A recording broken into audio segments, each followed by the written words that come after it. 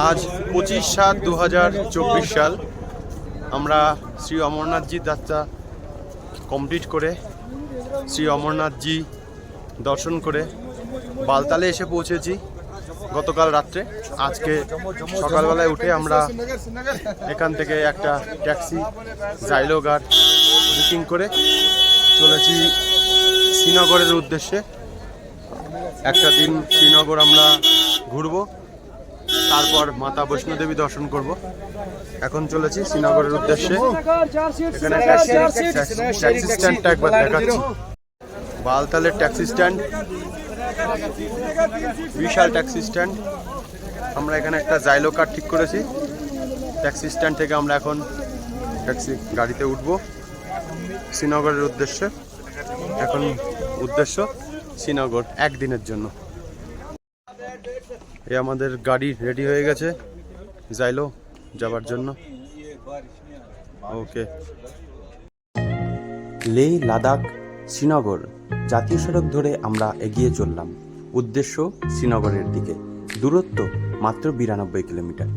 এক অপূর্ব সৌন্দর্যের মধ্যে দিয়ে আমরা কাশ্মীর ভ্যালি এনজয় করতে করতে এগিয়ে চললাম শ্রীনগরের উদ্দেশ্যে। খুবই সুন্দর কাশ্মীর ভ্যালি, চোখ জুড়িয়ে যায়। বালতাল থেকে মাত্র 19 কিলোমিটারের যাত্রা সেরে প্রথম আমরা এসে পৌঁছলাম সোনমার্গে। সোনমার্গ, যা কাশ্মীরের পর্যটন স্থলের অন্যতম আকর্ষণীয় স্থান। শীতকালে এখানে বরফে সম্পূর্ণ ঢেকে যায়। এখন গ্রীষ্মকাল হওয়ায় এই জায়গায় তেমন বরফ নেই, কিন্তু এর সৌন্দর্য অসাধারণ। সোনমার্গ আমরা এসে পড়েছি। ভারতীয় সেনা আমাদের স্বাগতম জানাচ্ছে। খুবই ভালো লাগলো। সোনমার্গের এক অপূর্ব সৌন্দর্যতার মধ্যে আমরা দাঁড়িয়ে রয়েছি। খুবই সুন্দর, খুব সুন্দর, খুব সুন্দর। এই জন্যই বলে কাশ্মীর ইজ বিউটিফুল, স্বর্গ বলে এই জন্যই।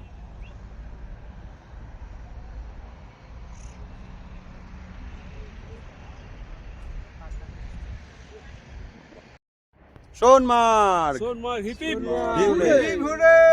সোনমার্গ কাশ্মীর।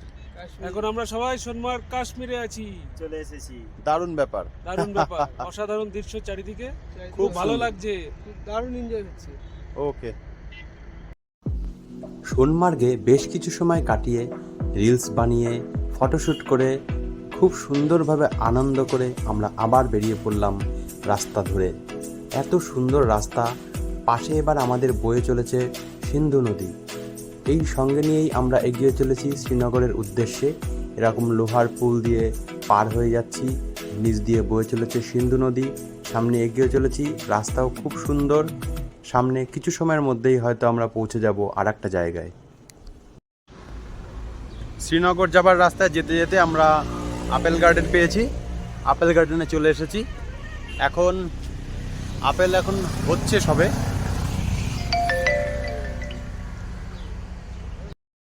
এরকম সবুজ আপেল গাছে ধরে আছে। এখন আপেল শেষ হয়নি সিজন। আগস্টের দিকে থেকে এই আপেল লাল হয়ে যাবে।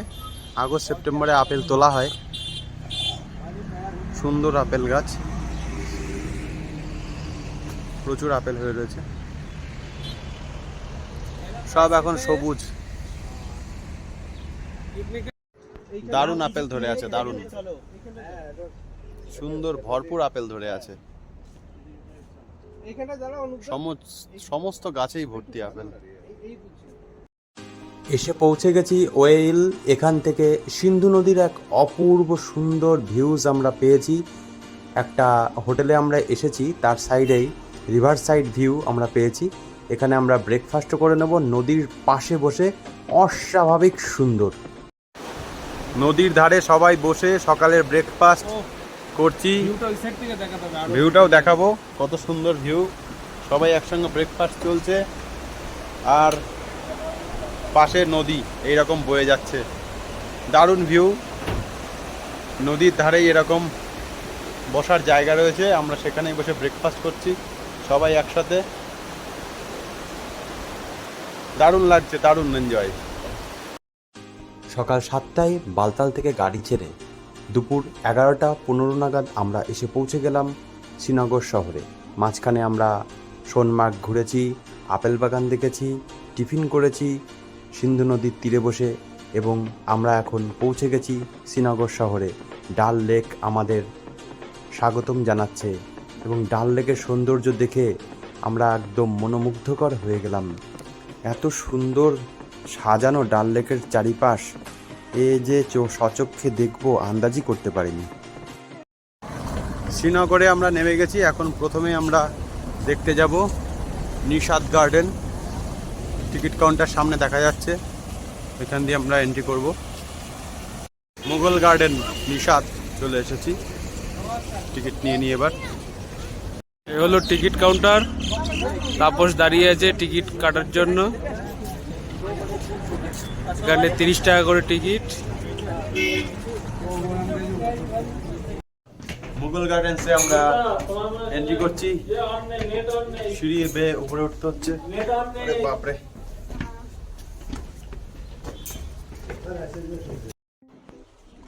এসে পৌঁছেছি নিশাদ গার্ডেন। শালিমার বাগের পর কাশ্মীর উপত্যকার বৃহত্তম মুঘল গার্ডেন হল নিশাদ গার্ডেন। 1633 সালে নূরজাহানের বড় ভাই আসিফ খান এই গার্ডেনটির নকশা ও নির্মাণ করেছিলেন। অস্বাভাবিক সুন্দর মুঘল গার্ডেন। এখানে আপনারা ফটোশ্যুট করতে পারেন ট্র্যাডিশনাল কাশ্মীর ড্রেসের সঙ্গে। এছাড়া এখানে ছবি তোলার কোনো নিষেধ নেই, ভিডিও করারও কোনো নিষেধ নেই। অপূর্ব সুন্দর ফুল দিয়ে সাজানো এই বাগান, সঙ্গে একটা সুন্দর ঝর্ণাও আছে, এবং সামনে ডাল লেকের সৌন্দর্য আপনার মনকে মুগ্ধ করবেই করবে। খুবই সুন্দর লাগলো এই নিশাদ গার্ডেন, যা কাশ্মীর উপত্যকার একটি বৃহত্তম মুঘল গার্ডেন। শালিমার বাগের পর কাশ্মীর উপত্যকার বৃহত্তম মুঘল গার্ডেন হলো এই নিশাদ গার্ডেন। প্রায় 46 একর জমির উপরে এই বাগানটি নির্মিত, এবং চারিদিকে পাঁচিল দ্বারা সুবেষ্টিত। মুঘল গার্ডেন্স তো খুবই সুন্দর, কিন্তু আমরা এসেছি এই সময় খুবই গরম। শ্রীনগরেও যথেষ্ট গরম।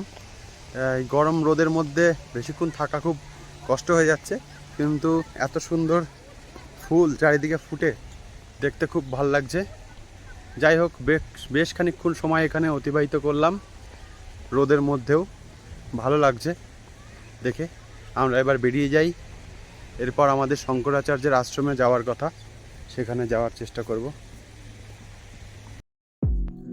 চলেছি শঙ্করাচার্য মন্দির দর্শনের উদ্দেশ্যে, যা শ্রীনগর শহরের সমতল ভূমির থেকে 1000 ফুট উপরে অবস্থিত। আমরা গাড়ি করে পাহাড়ের উপরে উঠছি। গাড়ি আমাদের ড্রপ করলো, আমরা এবার একটুখানি হাঁটতে হবে। ঋষি শঙ্করাচার্যের আশ্রমের দিকে চলেছি।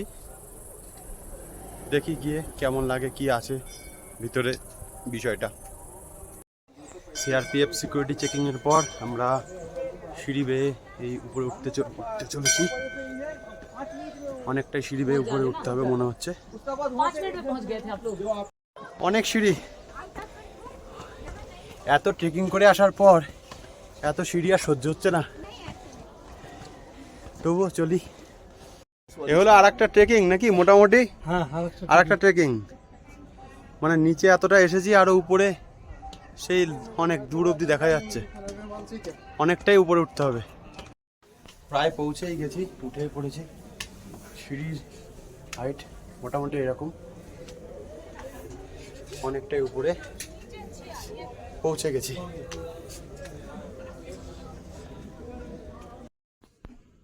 আমরা এসে পৌঁছে গেছি শ্রীনগর শহরের সবথেকে প্রাচীনতম মন্দির শঙ্করাচার্য মন্দির, যেটি ভগবান শিবের প্রতি সমর্পিত।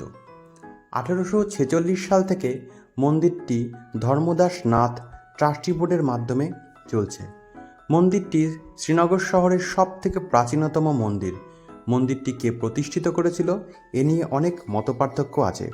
কারোর মতে মৌর্য সম্রাট জালুকা 200 খ্রিস্টপূর্বাব্দে মন্দিরটি তৈরি করেছিল। আবার কলহনের মতে রাজা গোপাদিত্য এই মন্দিরটি 371 খ্রিস্টপূর্বাব্দে তৈরি করেছিলেন, ও রাজা ললিতাদিত্য মুক্তিপাদ পরবর্তীকালে মন্দিরটি সংস্কার করান। আদিগুরু শঙ্করাচার্য অষ্টম শতকে এই মন্দিরে এসেছিলেন। সেই থেকে মন্দিরটি শঙ্করাচার্য মন্দির নামে সবার কাছে পরিচিত হয়ে গেছে। মন্দির থেকে শ্রীনগর শহরের এক প্যানোরামিক ভিউ দেখা যায়, যা অতীব মনোরম এক দৃশ্য। সবার চোখ এই মন্দিরে এসে জুড়িয়ে যাবেই যাবে এবং মন শান্ত হবেই হবে। তবে মন্দিরটিতে উঠতে গেলে প্রায় 250 সিঁড়ি বেয়ে উঠতে হয়, যা একটু কষ্টকর, তবে খুব ভালো লাগবে। সবাই আসবেন। ভিতরে ছবি তোলা এবং ভিডিও সম্পূর্ণ নিষিদ্ধ, সেই জন্য আমি ভিডিও তুলিনি। ভিতরে মহাদেবের এক ভীষণ বড় শিবলিঙ্গ রয়েছে, খুবই ভালো লাগলো এসে। জয় ভোলেনাথ কি জয়, আর একবার বলতেই হয়, সারা জীবন বলতেই হবে, জয় ভোলেনাথ কি জয়। টোটাল সিঁড়ি আছে এখানে, প্রতিটা স্টেপে স্টেপে লেখা আছে। তা এখানে লাস্ট স্টেপ লেখা রয়েছে, এখানে 234 আর 10, 243 আর 10, তার মানে 253টা সিঁড়ি রয়েছে টোটাল নামার জন্য, যা ওঠার জন্য। তাই নেমে এসেছি, খুবই ভালো লাগলো। আমরা এবার দেখতে চলেছি হরিপর্বত ফোর্ট। হরিপর্বত ফোর্টটি জম্মু ও কাশ্মীরের শ্রীনগরের ডাল হ্রদের পশ্চিমে অবস্থিত। 1700 শতকে নির্মিত এই দুর্গটি তৎকালীন আফগান গভর্নর আত্তা মোহাম্মদ খান নির্মাণ করেছিলেন। তবে 1500 শতকের শেষের দিকে মুঘল সম্রাট আকবর এই দুর্গের নির্মাণ কাজ শুরু করেছিলেন, কিন্তু এই দুর্গ নির্মাণের কাজ মাঝপথেই অসম্পূর্ণ থেকে যায়। বর্তমানে দুর্গটি কেন্দ্রীয় রিজার্ভ পুলিশ বাহিনী সিআরপিএফ দ্বারা ব্যবহৃত হয়। বর্তমানে এটি ভারতীয় প্রত্নতাত্ত্বিক জরিপ এর রক্ষণাধীন। আমরা সিআরপিএফকে আমাদের আধার কার্ডের কপি জমা দিয়ে তবেই প্রবেশ করতে পারলাম। শ্রীনগর শহরের দিকে তাকিয়ে থাকা এই রাজকীয় পাহাড়টিকে বলা হয় হরিপর্বত বা হরি ফোর্ট। বিখ্যাত হরিপর্বত দুর্গ ছাড়াও এই পাহাড়ে বিভিন্ন হিন্দু মুসলিম মন্দির, এমনকি গুরুদুয়ারও রয়েছে। এই দুর্গটি যেন হিন্দু মুসলিম শিখ সমস্ত ধর্মের এক সমন্বয়ের স্থান। আমরা প্রথমেই ঢুকতে গিয়েই পেয়েছি একটি ইসলামিক ধর্মস্থান।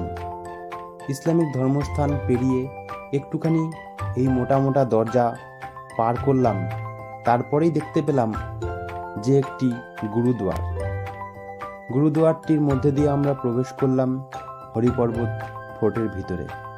গুরুদুয়ারের ভিতরে খুব সুন্দর সাজানো ছিল, কিন্তু তার মধ্যে ছবি তোলা নিষেধ ছিল। গুরুদুয়ারের পাশেই রয়েছে মা জগদম্বার একটি মন্দির, মা কালী মন্দির। সকলের রক্ষা করো মা, সকলের মঙ্গল করো। মা কালীর মন্দিরের ভিতরেও ছবি তোলা সম্পূর্ণ নিষিদ্ধ। মা কালীকে দর্শন করে ফোর্টটি এত সুন্দর সাজানো, রাত্রেবেলায় এটা কি আরও দেখতে সুন্দর লাগবে, কেন কি লাইট দিয়েও সাজানো আছে এখানে। সব দেখতে দেখতে আমরা এগিয়ে চললাম পুরো ফোর্টটি দেখতে এবং উপরে উঠলাম, খুব মজা করলাম, আনন্দও করলাম। তোকে তুলছি না ভাই, বাইরেটা দেখাচ্ছি কি সুন্দর দেখতে, দেখ।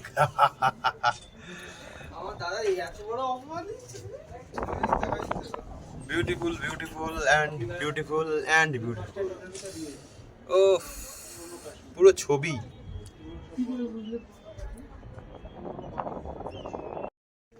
হরি ফোর্ট দেখে আমরা ফিরছি, খুব ভালো লাগলো। ঐতিহাসিক জিনিস দেখতে খুবই ভালো লাগলো। নেক্সট কাশ্মীরের ইতিহাস এমনি অনেক পুরনো। নেক্সট আমরা শিকারা চড়বো, ডাল লেকে ঘুরবো, দেখাবো সেটাও। সকালে একবার শিকার রাইডিং করব, এটাই সিদ্ধান্ত হয়ে রয়েছে, কিন্তু লোভ আর সামলানো যাচ্ছে না, তাই রাত্রে একবার চড়ার জন্য আমরা রেডি হয়েছি। রাত্রে একবার চড়বো, সকালে আবার একবার চড়বো। এই যে শিকারা।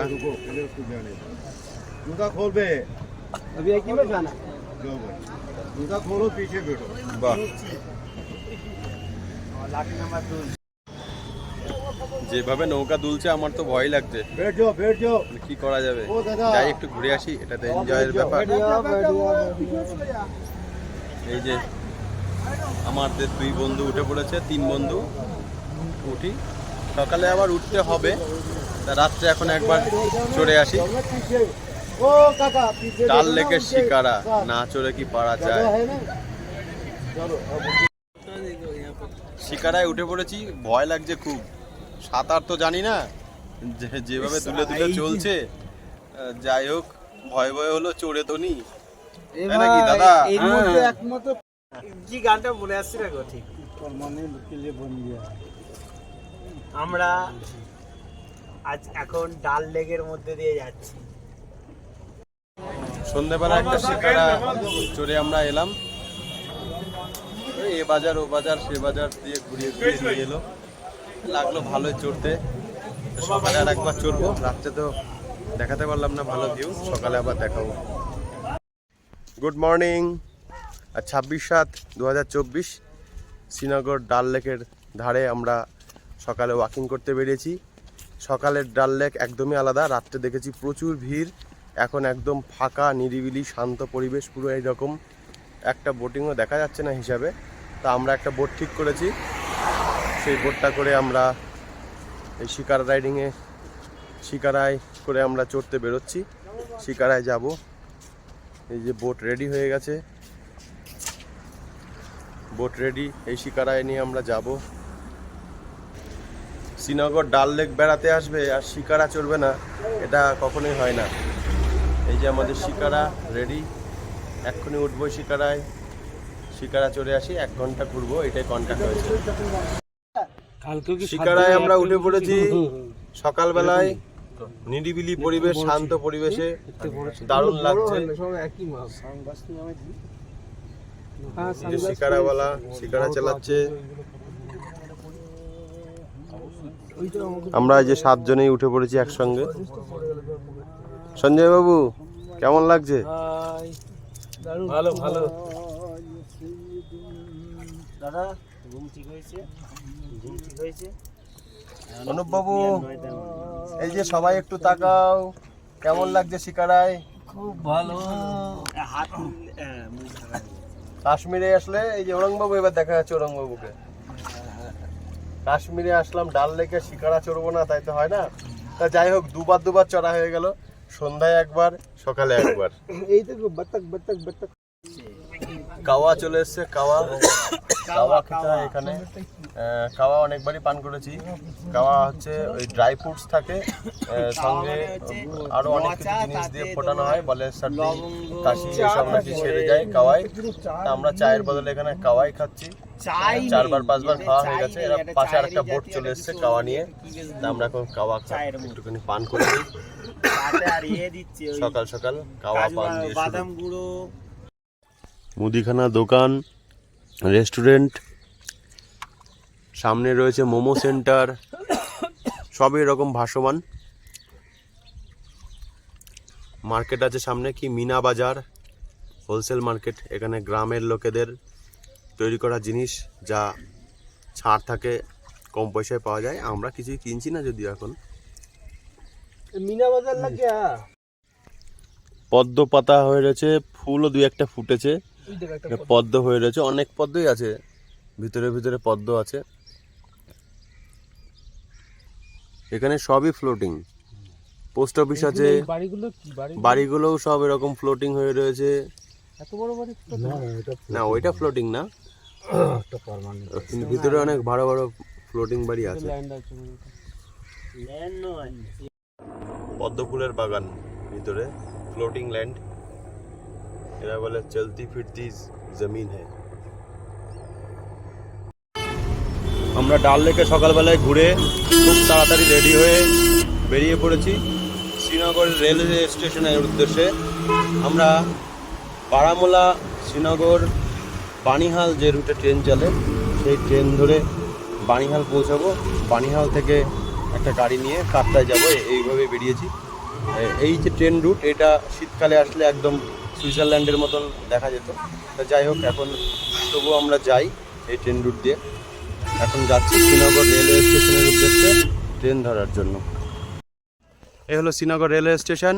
আমরা পৌঁছে গেছি রেলওয়ে স্টেশনে। এখনই ট্রেন ধরবো। 9:15 ট্রেনের টাইম। আমরা আগেই এসেছি, অসুবিধা নেই। চলে এসেছে আমাদের প্রতীক্ষিত ট্রেন, বারামুলা শ্রীনগর বানিহাল রুটের ট্রেন। আমরা এবার যাব এই ট্রেনে করে বানিহাল। অনেক টানেলের ভিতর দিয়ে পৌঁছবো বানিহাল। উঠে পড়েছি ট্রেনে, ভালোই লাগছে, সুন্দর ট্রেন। টানেলের মধ্যে দিয়ে যাবে, অনেক দেখাবো নাকি। শীতকালের সময়ে এই সমস্ত জায়গা বরফে ঢেকে যায়, তবে গরমকালেও এর সৌন্দর্য কিছু কম নয়। আমরা ঢুকে পড়েছি টানেলের ভিতরে। শ্রীনগর বানিহাল রুটের মধ্যে দিয়ে আমরা চলেছি। এই টানেল আমরা অতিক্রম করলেই পৌঁছে যাব বানিহাল স্টেশনে। এই টানেলগুলো পুরোপুরি আলাদা। এই লাইনগুলো USBRL প্রজেক্টের মধ্যে রয়েছে। এই লাইনগুলো হলো ব্যালাস্টিক লাইন। লাইনে কোনো পাথর নেই, টোটালটাই ঢালাই করা রয়েছে। এই লাইনগুলোকে বলে ব্যালাস্টিক লাইন। আগে বানিহাল থেকে ট্রেন রুটটা সঙ্গলদান অবধি এক্সটেনশন হয়ে গেছে এবং এরপর সঙ্গলদান থেকে কাটরা অবধি কিছুদিনের মধ্যেই এই রুট চালু হয়ে যাবে। তখন কাটরা থেকে শ্রীনগর ডাইরেক্ট ট্রেনে চলাচল করা যাবে, আরও সহজ হবে। বানিহাল টানেল পার করে আমরা পৌঁছে গেলাম স্টেশন বানিহালে। খুবই সুন্দর স্টেশন সাজানো রয়েছে। আবার একটা ট্রেন রেডিও হয়ে রয়েছে বেরোনোর জন্য। আমরা পৌঁছে গেলাম খুব একটা সুন্দর কমফোর্টেবল জার্নি করে বানিহাল। এই ট্রেনটা আবার যাবে বানিহাল থেকে বারামুলা। পৌঁছে গেলাম স্টেশন বানিহাল। বানিহাল স্টেশন থেকে আমরা গাড়ি নিয়ে নিয়েছি কাটরার উদ্দেশ্যে। 3800 টাকা গাড়ি, 8 জনের নিয়ে যাবে। আমরা এখন যাচ্ছি কাটরার উদ্দেশ্যে, মা বৈষ্ণোদেবী দর্শনের উদ্দেশ্যে।